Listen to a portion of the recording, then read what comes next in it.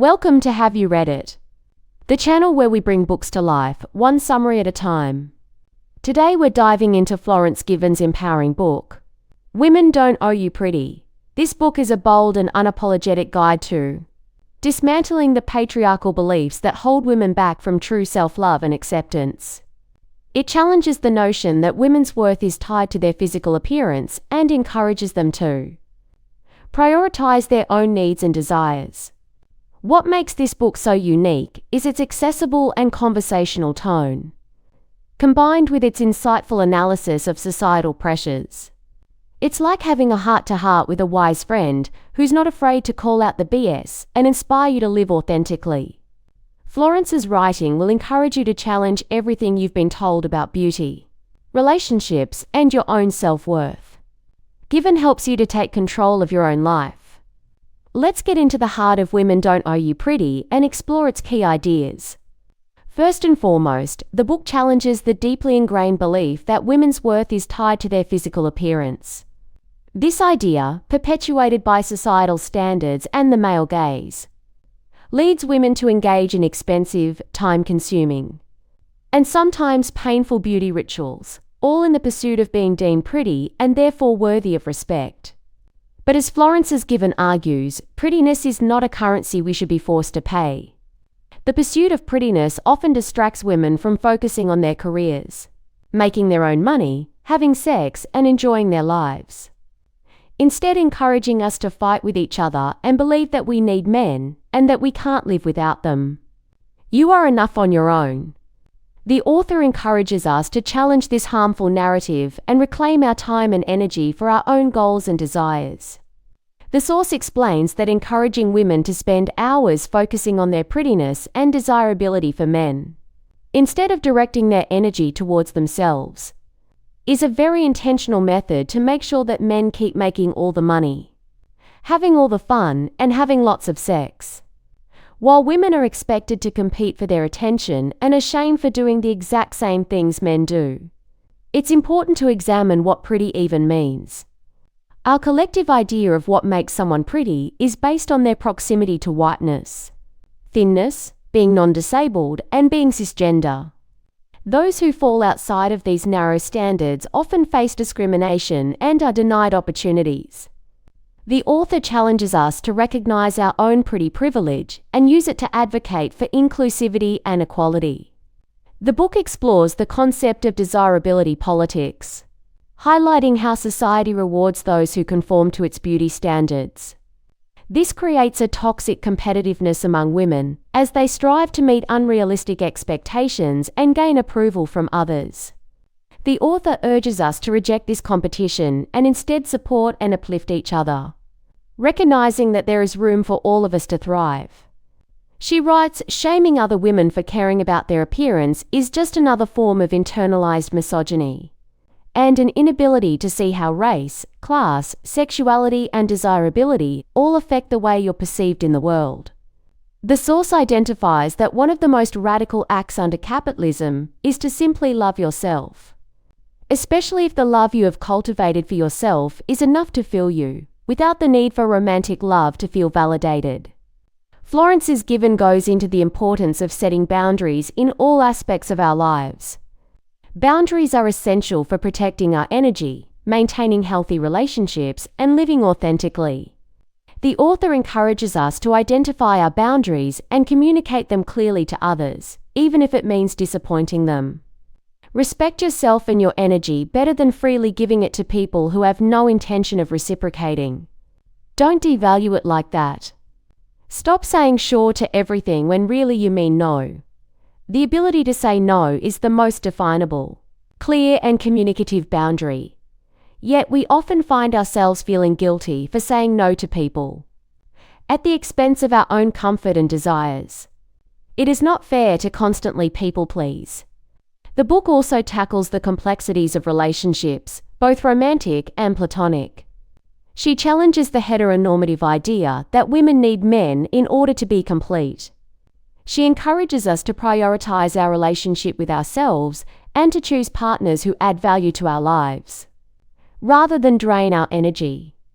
If you're lowering your standards to let someone into your life, dump them. You are a whole, not half. You must ensure that you're always full on your own. The book also stresses that crumbs are only tempting when you're hungry, so you must ensure that you're always full on your own. Internalized misogyny is a key theme. The author explores how women often internalize negative beliefs about themselves and other women, leading to self-sabotage and competition. She encourages us to challenge these beliefs and to cultivate empathy and support for each other. You are allowed to behave as closely or as far away from the gendered stereotype as we wish. Maybe she's a bitch. Or maybe her ability to unapologetically set boundaries makes you uncomfortable, because it forces you to acknowledge that you are a doormat to everyone in your life. She argues that social media, while potentially harmful, can also be a powerful tool for empowerment and connection. She encourages us to curate our feeds to include diverse voices and perspectives, and to use social media as a catalyst for growth and self-discovery. For instance, search for empowering, educational, therapeutic Instagram accounts, and look for ones run by Black people, trans people, and queer people on Google. The author also suggests that you must start implementing boundaries with the people you surround yourself with. The work challenges us to confront our own biases and assumptions, particularly when it comes to dating and relationships. She encourages us to examine our preferences and to consider how they may be influenced by societal prejudices. Are you listening to, learning from, and respecting people you're not attracted to? In a racist, homophobic, fate-phobic society which places its value of women on their appearance and whether or not they're visually pleasing. Having natural desirability is a privilege because you're more likely to be afforded opportunities just for existing in the body that you do. The source highlights the importance of consent and bodily autonomy. We are encouraged to normalize masturbation for all women because it allows for women to be viewed as people who enjoy sex, as opposed to passive objects to have sex with. Asking for consent is the law. Sex can flow naturally, but we can pay attention to the person's body language to see where things might be going wrong. You never know what trauma might be held, so ask first. When it comes to setting sex boundaries, if they refuse to wear a condom or call you demeaning names, it is time to let that person go. Finally, the book addresses the importance of accountability and self-reflection. We are all responsible for our own healing and growth, and we must be willing to acknowledge our mistakes and learn from them. Are you still making the same mistakes? It is important to work on getting out of the habit of reacting and start responding instead. Let's distill the key takeaways from Women Don't Owe You Pretty into actionable insights that you can apply to your daily life. Reject the male gaze. Stop seeking validation from external sources and start valuing yourself for who you are, not how you look. As Erin McKean said, prettiness is not a rent you pay for occupying a space marked female. Embrace your body, hair or don't. The choice is yours. Shaving or not shaving shouldn't be about anyone else's expectations but your own comfort and preference. Understand that real change doesn't start until the people in the margins of our society are liberated and able to make the same decisions without discrimination that thin, non-disabled, cisgender, white people can already make. Set firm boundaries. Protect your energy and say no to anything that doesn't align with your values or bring you joy. Remember, if it's not a fuck yes, it's a no. You are the love of your own life. Prioritize your relationship with yourself and stop settling for crumbs in romantic relationships. Life is far too short to be waiting around for someone to ask you. You are the love of your own life, so act accordingly and take your damn self out. Challenge your internalized misogyny. Recognize and dismantle the harmful beliefs you hold about other women and femininity. The girl you're jealous and hateful of isn't a bitch, your internalized misogynist is. Question everything. Don't blindly accept societal norms or expectations. Be critical of the messages you consume and make conscious choices that align with your authentic self. Practice accountability. Be willing to acknowledge your mistakes and take responsibility for your actions. especially when they cause harm to others. Asterisk, check your privilege.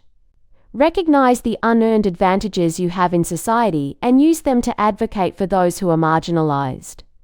Asterisk, don't be a doormat. Stop being a source of energy for others to take. This is your table, you set the standards, and you choose who gets a seat. Start turning away people who have the audacity to show up in your life with crumbs, because crumbs can't feed you. Find someone who brings you a whole cake. Learning how to love yourself, to avoid relying on other people's validation to make you feel whole, is the key to not settling. You've got to learn to make the cake yourself. In conclusion, Women Don't Owe You Pretty serves as a wake-up call, urging you to reject societal expectations and embrace your authentic self. It's a manifesto for self-love, boundary setting, and challenging the systems that perpetuate inequality. By encouraging self-reflection and critical thinking, Florence Given empowers you to live a life on your own terms, free from the constraints of patriarchal norms. This book is a reminder that your worth is not determined by your appearance or desirability, but by your own unique value and potential. It's about understanding that your body is your own, and its purpose is not to please others, but to serve you. The journey of self-discovery and feminism is not always easy, but it is worth it, leading to a life of growth, confidence, and unapologetic self-expression. It's about acknowledging that you are enough on your own and that you deserve the whole damn cake, not just the crumbs. So, embrace your imperfections, challenge the status quo, and remember that you are the love of your own life. Own your power, set your boundaries, and never settle for less than you deserve. Thanks for watching. Make sure to give this video a thumbs up and hit that subscribe button so you'll never miss our next book dive.